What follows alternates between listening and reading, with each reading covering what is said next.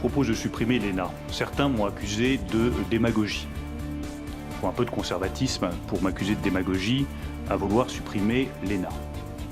Moi, je crois aux fonctionnaires. Je pense que la haute fonction publique, elle fait l'honneur de notre pays. Mais on ne peut pas considérer que parce qu'on a réussi à 25 ans à faire une jolie copie bien tournée et qui correspond à ce qu'on souhaitait, vous avez le droit de diriger l'État. Ce n'est pas ma conception d'un État reposant sur le mérite. Je veux une haute fonction publique du mérite.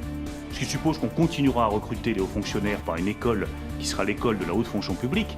Mais c'est simplement au bout de 6 ou 7 ans que ceux qui auront montré la preuve de leur attachement au service public, qui n'auront pas foutu le camp dans le privé, ceux qui auront montré leur capacité de leadership à diriger des équipes, auront accès à une école d'application de la haute fonction publique qui permettra de sélectionner ceux qui demain dirigeront l'État français. Après tout, c'est ce qui existe pour les armées. Quand vous sortez de Saint-Cyr, vous ne devenez pas général tout de suite. Il faut passer par l'école de guerre. Eh bien moi, ce que je propose, c'est que quand vous sortez de l'ENA, vous ne devenez pas ambassadeur tout de suite. Vous passez d'abord 6 ou 7 ans dans votre administration et vous passez une école d'application. Rapidissime, Karine. Donc finalement, si je vous entends bien, vous voulez réformer l'ENA, pas supprimer l'ENA. On est dans le slogan politique, là, dans le slogan non, parce qu'au bout du compte, on la supprime. Quelques secondes, on supprime une école, qui permet à 25 ans de diriger l'État ou la France pour la remplacer par une école qui aura, au bout du compte, choisi les meilleurs en fonction de leur mérite. Est-ce que vous supprimez les cabinets ministériels?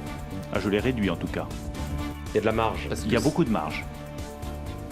Et vous leur donnez des obligations de résultat, une sorte de spoil system dans votre programme. C'est pas au cabinet que je demande des obligations de C'est au résultat. directeur. C'est au ministre et au directeur d'administration centrale. Un directeur d'administration centrale, chaque directeur aura des obligations chiffrées en termes de réduction des déficits, de réduction des dépenses et de réduction des emplois publics.